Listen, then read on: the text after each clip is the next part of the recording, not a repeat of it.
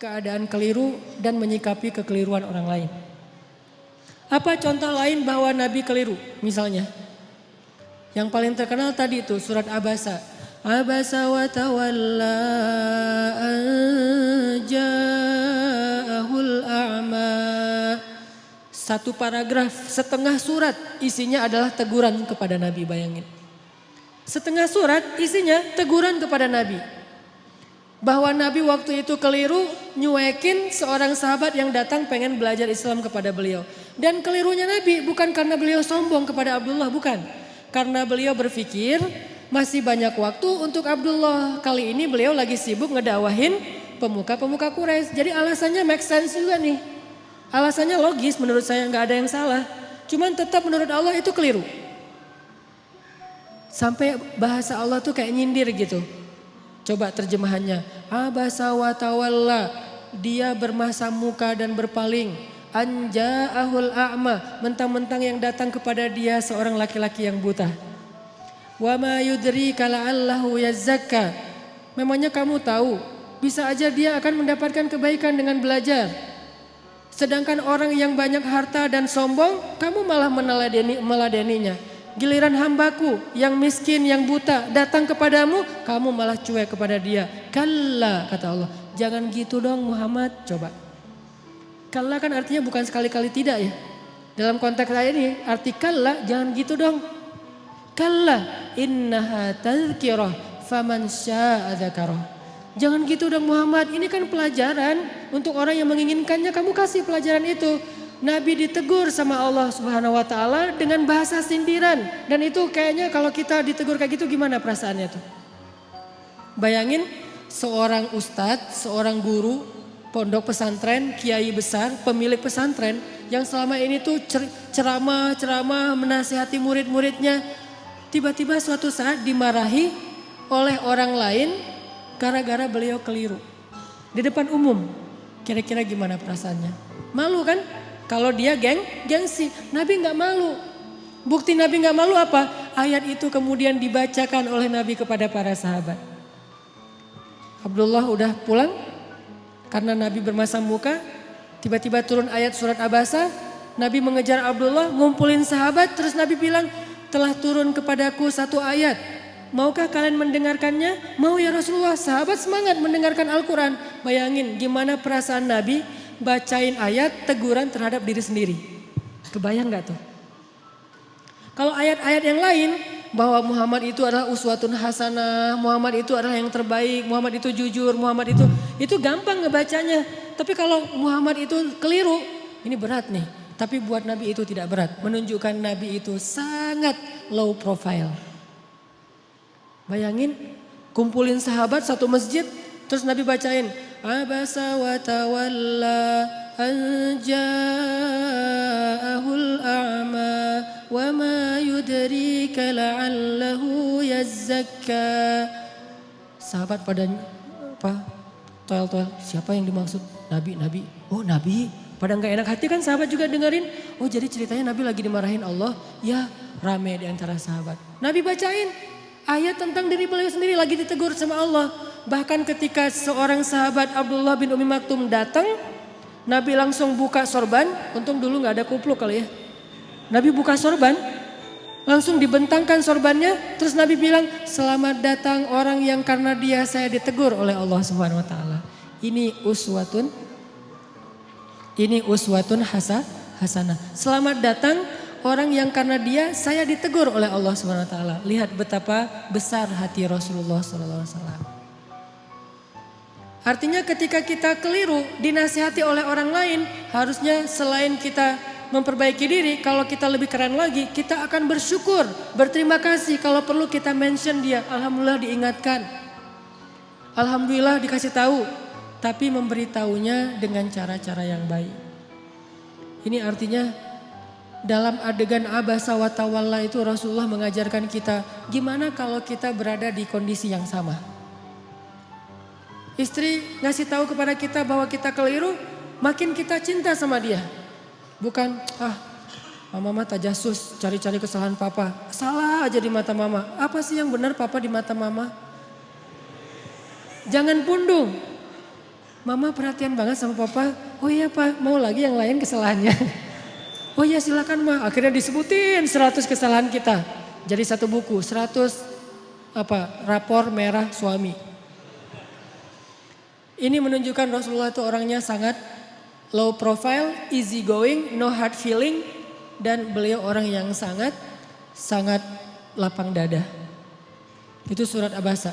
Nanti ada lagi teguran terhadap Nabi di surat yang lain. Banyak loh. Termasuk surat At-Tahrim. Ayat pertama lagi tuh. Gara-gara apa? Gara-gara Nabi pengen jaga perasaan Aisyah dan Hafsah. Waktu itu Nabi sering nongkrong di rumah Sofia. Sofia itu istri Nabi yang bedanya sama Aisyah cuma setahun. Aisyah waktu itu 16 tahun, Sofia 17 tahun, baru lulus SMA. Istri Nabi muda nih. Rata-rata istri Nabi kan muda ya, walaupun kalau yang perawan cuma satu, tapi yang lain walaupun janda muda-muda nih. Sofia, Hafsah, Zainab, Ummu Salamah, yang tua itu kayak Saudah itu tua. Nah Sofia orang Yahudi yang nikah sama Nabi itu cantiknya luar biasa. Saking cantiknya Aisyah sampai stalking loh akunnya Sofia. Dan itu terjadi, Aisyah benar-benar kepo tuh. Sofia lagi posting apa sih sekarang? Dikepoin sama Aisyah. Cara ngepoinnya gimana? Kalau dulu kisahnya Aisyah diam-diam datang ke rumah Sofia. Pas Sofia lagi ada acara selamatan. Jadi kalau kayak sekarang tuh Sofia lagi posting, Aisyah pura-pura ngeliat nih lagi posting apa sih, lagi snapgram apa, lagi insta story apa nih Sofia. Diliatin sama Aisyah, biar gak ketahuan Aisyah pakai cadar. Tapi kan Nabi itu teliti banget, tahu banget mata Aisyah tuh kayak gimana. Sehelai bulu mata Aisyah aja Nabi tahu, saking sayangnya Nabi sama Aisyah. Pakai cadar, cuman kelihatan matanya doang. Datang ke rumah Sofia, Sofia lagi bikin kayak acara di belakang rumah gitu, di garden party gitulah pokoknya. Lagi barbekyuan gitu kan ya, di rumah Sofia. Nah Aisyah datang terus duduk mojok paling belakang. Perhatiin aja, Sofia ini orangnya gimana sih, kok Nabi betah banget sama dia. Orangnya emang asik banget. Dilihatin sama Aisyah. Oh benar sih, Sofia itu orangnya humble. Sofia itu orangnya tuh enak diajak chit chat gitu. Sofia tuh orangnya tuh nggak ada matinya. Terus aja ada tema. Makanya Nabi itu betah banget di sini. Ditambah lagi Sofia itu kolektor madu. Dia tuh banyak ngoleksi madu-madu keren, madu-madu yang dari berbagai macam penjuru bumi gitu. Dikoleksi sama dia. Ini madu dari Yaman, ini madu dari Majalengka, ini madu dari mana gitu kan nih. Dikoleksi sama Sofia. Oh gitu. Aisyah dari jauh merhatiin bahasa sekarang kepo. Dikepoin akunnya Sofia. Oh Sofia tuh posting madu. Oh Sofia tuh bisa bikin cake. Oh Sofia itu orangnya asik. Oh Sofia tuh seru. Oh Sofia apa. Nah lagi ngepoin Sofia. Nabi dari jauh ngelihat ada cewek kok sendiri banget di belakang mojok. Nabi liatin ternyata Aisyah. Nabi sadar. Oh ada Aisyah. Pas Nabi ngelihat ke arah Aisyah. Aisyah tahu Nabi ngelihat. Aisyah langsung pergi. Pulang dikejar sama Nabi. Terus slow motion gitu. Dikejar sama Nabi. Aisyah pulang, langsung pulang sendiri gitu. Nabi kejar, Aisyah dipanggil sama Nabi. Aisyah kaget, hah Nabi ngejar saya. Kan itu penting banget ya buat cewek ya. Merasa didahulukan, merasa diprioritaskan, merasakan. Cewek banget lah pokoknya. Jadi kalian harus ngerti tuh beberapa trik. Jangan cuma bisa ollie dan kick flip gitu. Tapi bisa ngetrik juga buat pasangan. Biar keren. Aisyah pulang, Aisyah kata Nabi dari jauh. Jadi agak-agak kayak drakor-drakor gitulah. Aisyah langsung lihat ke belakang. Terus Nabi langsung nyamperin, yuk jalan bareng aku. Dipegang tangan sama Nabi, jalan berdua. Jangan dibayangin, susah. Pokoknya dengerin aja, membayangkannya nanti aja kalau udah halal. Pegangan tangan, jalan berdua. Pegangan tangan tuh gak kaku gini ya. Pegangan tangan sambil gini-gini berdua, terus jalan dari rumah Sofia ke rumah Aisyah. Di tengah jalan ngobrol, chat gitu. Karena Aisyah juga orangnya tuh seru kalau diajak ngobrol. Aisyah tanya, Nabi kata Aisyah. Apa Aisyah? Gitu. aku mau tanya, kata Aisyah. Boleh, tanya apa aja boleh. Kalau misalnya Nabi jadi penggembala, terus ada 2 padang rumput. Yang satu tuh udah pernah dipakai penggembala lain, yang satu lagi nggak pernah dipakai. Kira-kira Nabi mau menggembala di mana? Pertanyaan Aisyah. Nabi langsung ngeklik. Oh, maksudnya istri-istri Nabi kan semuanya janda kecuali Aisyah. Jadi lebih cenderung kemana Nabi teh? Kata Nabi, ya pastilah ke padang rumput yang belum pernah dipakai menggembala siapa-siapa. Beneran? Beneran. Hore, kata Aisyah. Ini lihat. Pengertiannya Nabi. Orangnya tuh empati banget sama pasangannya. Nah, suatu saat Aisyah tuh lagi nungguin Nabi pulang di rumah. Nabi kayak telat gitu pulangnya. Padahal gak macet, tapi telat pulangnya tuh. Kenapa ya Nabi kok telat banget pulangnya? Ditungguin sama Aisyah. Dan Aisyah waktu itu lagi satu geng sama Hafsah. Kan Aisyah tuh gengnya Hafsah ya. Istri Nabi itu kan ada 2 geng. Geng muda sama geng tua. Emang kayak gitu kata ahli sejarah. Makanya baca sirah. Kita akan tahu lebih banyak hal luar biasa tentang Rasulullah. Nah, Aisyah lagi berdua nih, lagi nongkrong di rumah Aisyah sama Hafsah. Kamu tahu nggak Nabi di mana? Katanya sih kayaknya Nabi tuh lagi di rumah Sofia gitu. Soalnya tadi aku ngeliat di Instastory-nya Sofia lagi bareng dengan Nabi gitu. Oh, lagi di rumah Sofia, ngapain sih di sana? Biasalah, lagi nyoba-nyoba madu gitu kan. Madunya Sofia tuh banyak koleksinya, banyak macamnya. Oh gitu, wah kita harus cari cara nih biar Nabi nggak lagi senang minum madu di rumah Sofia. Tiba-tiba Nabi pulang, Assalamualaikum, Waalaikumsalam. Nabi pulang. Terus pas sampai di rumah, Nabi senyum-senyum ngeliat istri-istrinya berdua lagi pada nongkrong. Lagi ngapain nih berdua? Enggak, lagi santai aja kata Aisyah. Boleh ikutan enggak? Boleh. Terus pas Nabi duduk, Aisyah bilang, ngapain sih lama banget gak pulang-pulang ditungguin loh dari tadi gitu. Oh maaf, soalnya tadi lagi itu di rumah Sofia. Betah banget sih di rumah dia. Ya gitu mulai nih ya. Betah banget sih di rumah dia, emang ada apa sih di sana? Makanan enak ya, dimasakin yang keren gitu ya. Emang dia masakin empal gentong ya gitu. Akhirnya Nabi bilang enggak kok, cuma minum madu doang, gak dimasakin apa-apa. Oh pantesan mulut Nabi tuh gak enak baunya habis minum madu di rumah Sofia. Udah gak usah minum madu lagi di sana, gak enak tuh. Kata Aisyah, kata Nabi, oh gitu, ya udah deh kalau gitu mulai sekarang saya gak akan minum madu lagi. Aisyah merasa dimenangkan lagi nih, tuh kan. Kalau buat gua Nabi apa aja mau. Madu gak boleh. Bayangin cinta Nabi kepada Aisyah sampai yang halal aja beliau haramkan. Walaupun ditegur sama Allah. Jadi seorang suami, saya gak ngebahas apa hukum rokok ya. Kan ada yang bilang haram, ada yang bilang makruh, terserah deh itu mah ulama. Yang pasti ini bukan hukum rokok. Tapi merokok dengan request istri, gimana tuh. Suaminya tuh perokok banget. Terus kata istri, jangan merokok di depan aku dong, aku gak tahan nih asapnya. Oh mulai sekarang papa gak akan ngerokok lagi. Itu kan, jadi saya tuh lebih suka ngambil angle-nya tuh lebih ke perasaan, etika atau akhlak, bukan hukum. Kalau hukum mungkin bisa haram, bisa makruh, itu tergantung mazhab. Tapi kalau etika, kadang karena permintaan istri, jadi gak jadi ngerokok. Gak usah ngerokok, yang halal aja gak jadi tuh. Nabi kan minum madu halal kan, bukan cuma halal, baik lah gitu. Sampai Nabi mengatakan, oh ya udah deh kalau gitu saya nggak akan minum madu lagi. Aisyah senyum-senyum mengarah ke Hafsah. Lihat, Nabi nggak minum madu lagi. Alhamdulillah udah, Aisyah cair, ngobrol ketawa-ketawa, Hafsah pulang. Begitu Hafsah pulang, besoknya turun ayat.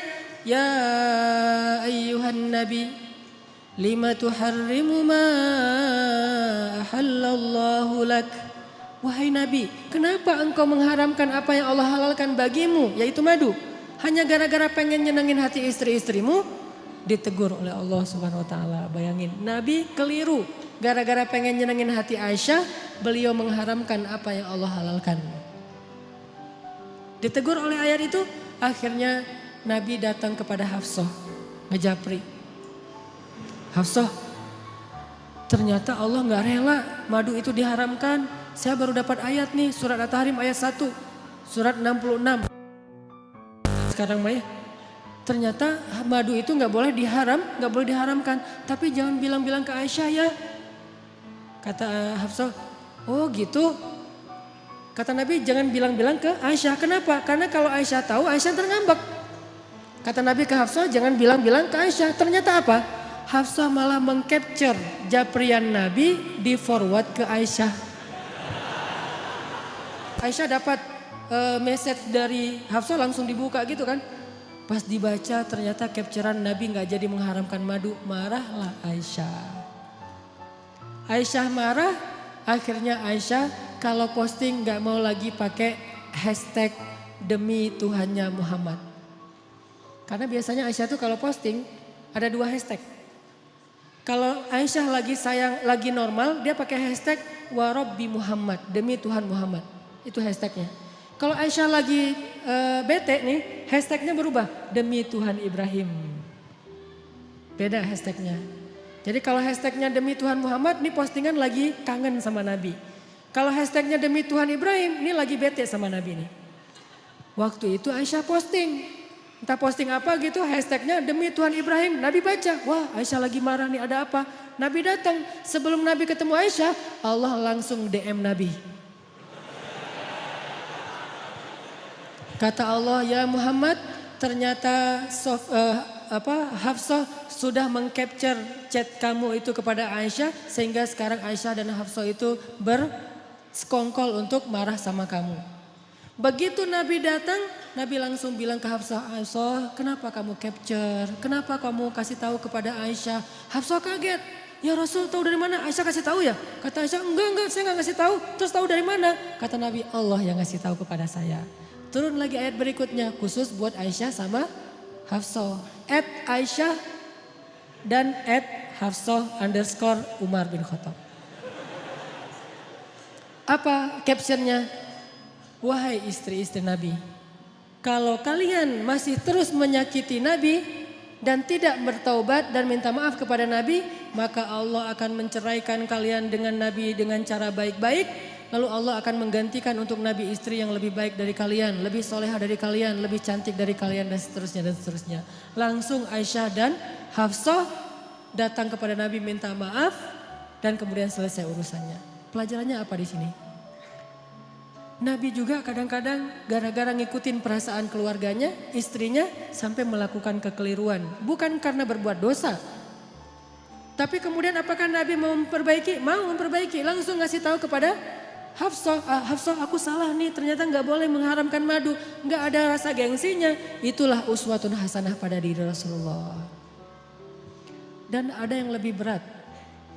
Teguran Allah kepada Nabi dalam kasus tawanan perang di surat Al-Anfal. Ini lebih berat lagi nih. Ayat 67 nanti cek deh di rumah.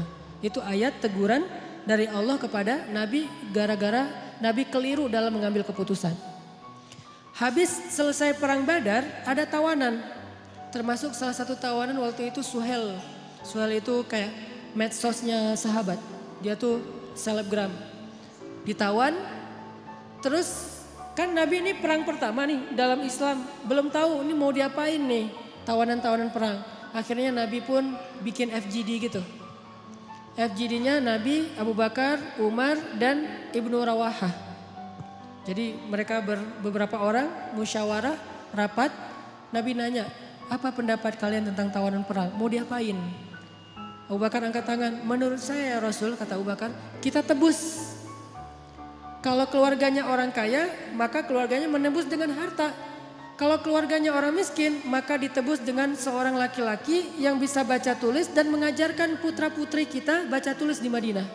Ini kan produktif ya, ide yang bagus nih. Oh gitu. Umar bilang, saya nggak setuju. Terus apa pendapat kamu? Ya Rasulullah, mereka itu musuh-musuh Allah.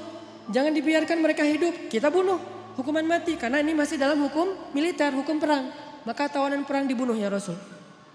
Tidak ada kesempatan buat musuh-musuh Allah hari ini ya Rasulullah. Nabi senyum-senyum. Terus Ibnu Rawahah, menurut saya ya Rasulullah, apa Ibnu Rawahah? Kita gali parit, kita masukin mereka ke dalamnya, lalu kita bakar mereka hidup-hidup. Tapi jangan menjudge Ibnu Rawahah ya, karena Ibnu Rawahah ini punya cerita panjang di Mekah kayak gimana. Gimana dia tuh luar biasa disakiti, jadi wajar kalau orang emosional. Akhirnya Rasulullah komen. Kata Rasulullah, sesungguhnya Allah menjadikan hati seseorang itu lebih lembut daripada agar-agar. Atau lebih lembut daripada kayak yogurt gitu. Susu yang dikentelin. Dan sesungguhnya Allah menjadikan hati seseorang kadang lebih keras daripada batu. Engkau wahai Abu Bakar, kata Rasulullah, engkau itu seperti Ibrahim. Engkau wahai Umar, engkau itu seperti Musa. Engkau itu seperti Nuh.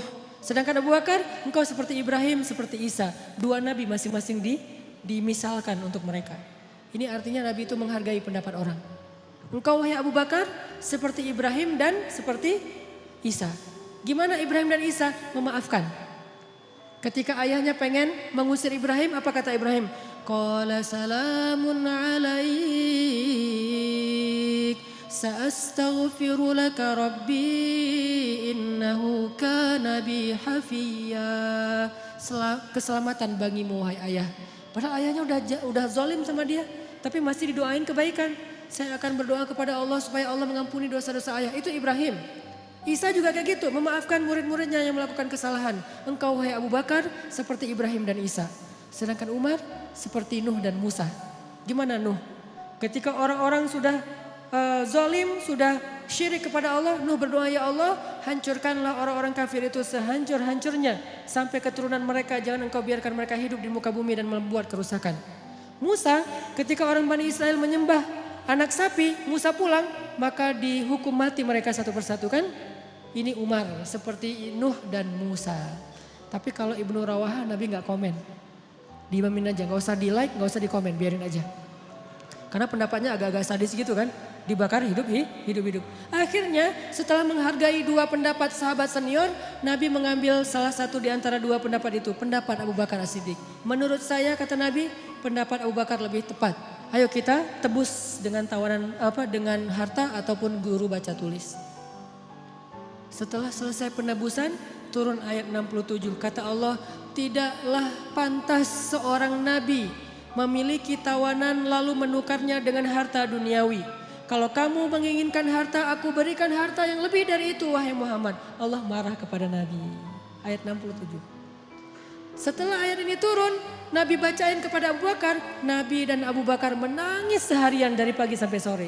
Nangis. Kenapa nangis? Karena sedih, takut, taubat, menyesal kepada Allah Subhanahu wa taala. Ya Allah, ampunkan saya, kata Nabi, ampunkan saya. Abu Bakar juga gitu, nih gara-gara saya nih. Ya Rasulullah, ini ide saya. Rasulullah enggak salah, saya yang salah. Berdua aja nangis tuh. Ini hebatnya Rasulullah. Inilah uswatun hasanah. Berdua nangis. Lagi nangis, Umar lewat. Umar ngelihat Abu Bakar dan Rasulullah nangis, Umar langsung diam. Tanya, ya Rasulullah, ya Abu Bakar, ma yubkikuma? Kenapa kalian berdua menangis? Kalau ada hubungannya dengan saya juga pengen ikut nangis. Nangis berjamaah. Apa kata Rasulullah? Ya Umar, seandainya hari ini Allah menurunkan azab di muka bumi, maka yang selamat cuman Umar bin Khattab. Lihat gimana Nabi menghargai Umar. Pendapat beliau dan Abu Bakar keliru, pendapat Umar yang benar, lebih tepat. Kemudian Nabi menghargai, seandainya hari ini turun azab di muka bumi, maka yang selamat adalah Umar bin Khattab. Nabi gak pernah merasa gengsi. Umar, kok Allah gitu banget sih? Kan saya yang Nabi, kenapa kamu yang benar? Padahal kan kalau mau tuh, Nabi tuh gak usah musyawarah loh. Tinggal minta aja, ya Allah nih tawanan perang mau diapain? Kata Allah, bunuh aja Muhammad. Ya udah bunuh. Kan gampang kan? Kenapa Nabi bermusyawarah? Kenapa Nabi gak minta wahyu aja? Karena kalau Nabi hanya meminta wahyu, maka kita tidak bisa meniru Nabi SAW. Kan kita gak dapat wahyu. Maka kita meniru Nabi dalam konteks ini adalah menyelesaikan masalah dengan cara musyawarah. Untuk mencari mufakat. Kalau keliru dalam musyawarah, jangan gengsi untuk mengakui. Yang benar, jangan merasa besar kepala.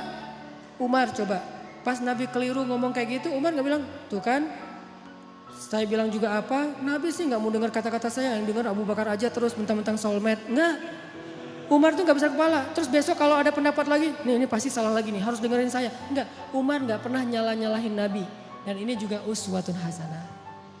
Jadi kalau kita dalam satu organisasi, suami istri, dimanapun, kadang-kadang kita udah musyawarah terus ngambil keputusan keliru, maka yang tadi benar gak usah nandain. Tuh besok dengerin ya kalau saya ngomongin, enggak, besok musyawarah lagi. Bisa diambil, bisa ditinggalkan pendapat kita. Semua ini adalah uswatun hasanah. Mudah-mudahan teman-teman di sini kita belajar banyak hal.